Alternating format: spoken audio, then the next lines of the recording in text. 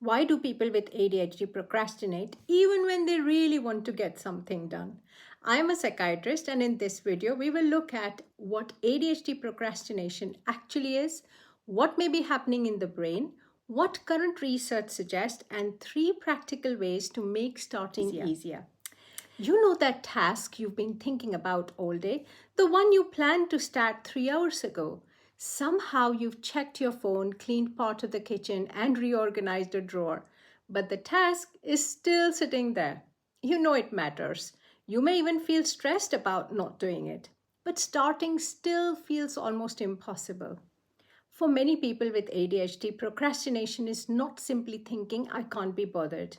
Often, the person desperately wants to begin. They may be sitting directly in front of the work, arguing with themselves, feeling guilty, and watching the time disappear.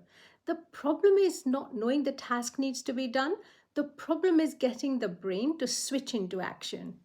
Procrastination means delaying something even though you know the delay may cause problems. Everyone does this sometimes, but with ADHD, it can happen more often. It can affect work, studies, housework, appointments, money, and relationships. You might avoid a 5-minute task for 3 weeks, leave a message unanswered until it feels too awkward to reply, or wait until the night before a deadline despite promising yourself that this time would be different. ADHD affects the brain skills that help us manage ourselves and get things done. These include planning, remembering what we intended to do, choosing where to place our attention, and moving from one activity to another. Think of them as the brain's management team. With ADHD, the team may understand the plan perfectly but struggle to get everyone moving at the right time. Starting becomes especially difficult when a task is boring, unclear, repetitive, or offers no immediate reward. Write the report. Sounds like one task, but the brain may see a foggy pile of decisions. Where do I begin? Which file do I open? What should the first sentence say? That uncertainty feels uncomfortable, and avoiding the task brings immediate relief. The problem is that this relief can teach the brain to avoid it again. Emotions are part of this too. A task may bring up boredom, frustration, fear of failure, or memories of being criticized. You may not be avoiding the task itself, you may be avoiding how the task makes you feel. There is also the pull of immediate rewards. The ADHD brain may find it harder to stay motivated by something that will pay off next week, next month, or next year. Finishing a course in 6 months cannot always compete with a phone, snack, or new idea that feels rewarding right now.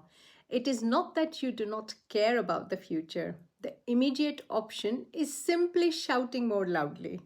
Current evidence supports this picture. Studies consistently find that individuals with more ADHD symptoms also tend to report more procrastination, with inattention showing a particularly strong connection. Difficulties with planning, self control, and starting tasks may help explain part of that link. Other research points to difficulties remembering future intentions.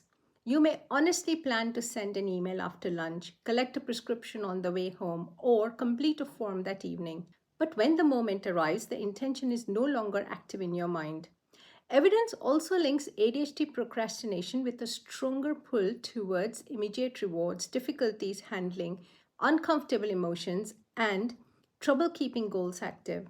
It has also been associated with greater emotional distress and lower quality of life. But remember, all research has limitations. Many studies use questionnaires, and some involve university students or individuals with ADHD symptoms rather than confirmed diagnosis. So, ADHD and procrastination are clearly connected, but there is no single explanation that fits everyone. So, what can help? Well, firstly, make the starting point ridiculously small. Do not tell yourself to finish the presentation. Tell yourself to open the laptop, find the file, and write one rough heading. You can also use a 5-minute agreement. Work for 5 minutes, then give yourself permission to stop. The goal is not to finish everything, the goal is to cross the starting line. Secondly, stop asking your brain to hold the plan.